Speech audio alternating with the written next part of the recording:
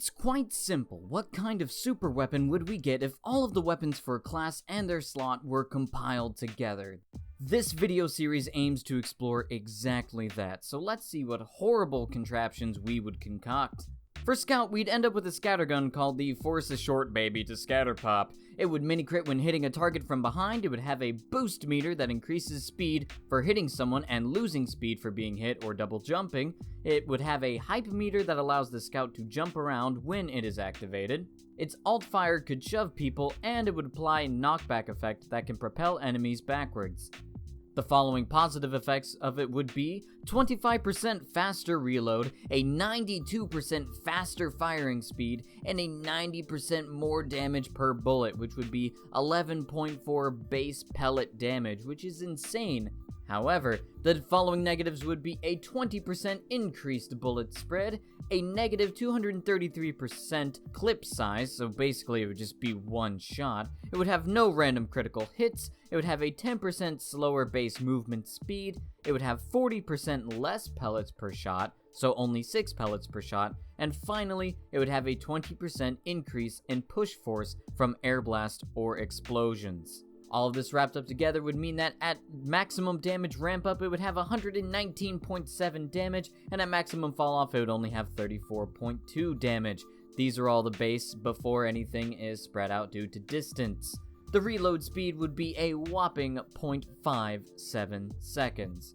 In total, the Scout Scattergun would be a terrifying shotgun that would be the epitome of mobility. It can knock around anyone or yourself, and if you can get in close, you're going to deal massive amounts of damage, especially from behind. This isn't even mentioning the speed boost you gain over time in conjunction with all of that.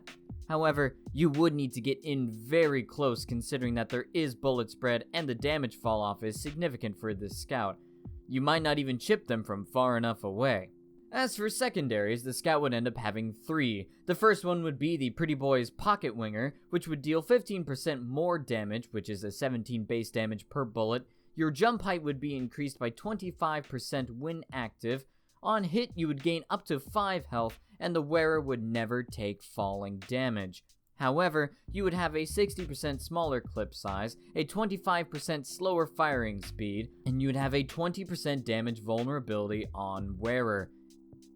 Next up, we would have the Drink, which we will now call the Crit-a-Punch. When used, the player would be immune to all damage, but be unable to attack, and the knockback would still affect the player. It would have a 25% increased movement speed. The effect would last for 8 seconds, and then has to wait 24 seconds for it to be used again. And the user would take mini crits for 2 seconds when the effect expires. Overall, a pretty balanced deal. But here's where we get insane with the Mad Guillotine. The Mad Guillotine would coat players in milk, and any damage, except for afterburn, done to enemies covered in milk would restore 60% of the damage to the attacking player's health. This would partially nullify cloak on enemy spies, extinguish fire on wielder and allied players, and it would have a 15-second recharge time, which would be the average between the Guillotine and the Mad Milk. Positives would include there being a 20% increase in recharge time when you extinguish an allied player, so only 12 seconds of recharge time. It would cause bleed on hit up to 40 damage without mini crits. A long distance hit would cause mini crit damage, 68 damage, and a 100% crit against stun players, which would be 150 damage.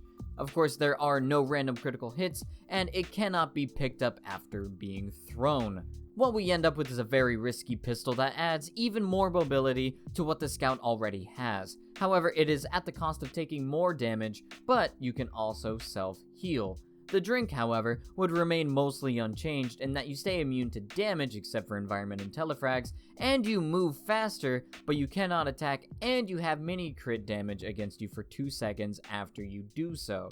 But again, the real winner here is the Mad Guillotine, which that basically covers all the bases of the other two that the weapons don't offer, except for being invulnerable. And since bleed counts with the health regen that you gain from milk, you have a self-regenerating huge crit potential weapon that can also extinguish allies and reveal cloaked spies.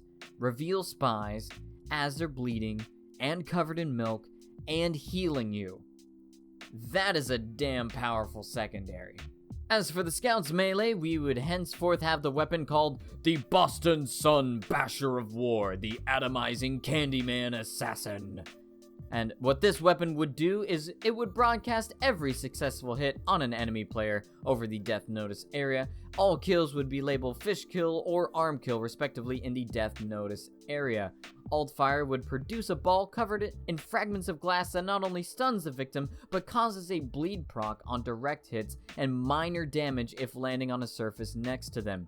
The baseball recharge time would be 13.125 seconds.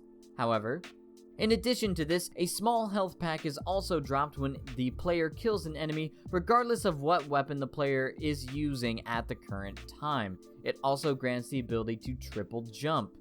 The positives on this weapon are that, on hit, one target at a time is marked for death, causing all damage to be taken to be mini crits for 15 seconds, and it also guarantees critical damage on burning targets, which is going to be irrelevant, and I'll explain why.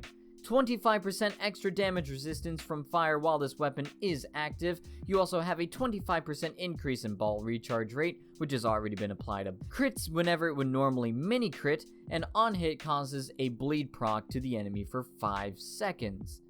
However, the negatives to this weapon would be that it lowers maximum health by 15 points, it raises explosive vulnerability by 25%, on miss, it would cause a self-damage and bleed to the player for 5 seconds, it deals no melee damage, and the third jump also deals 10% self-damage to the player, and finally, it has a 30% slower firing speed.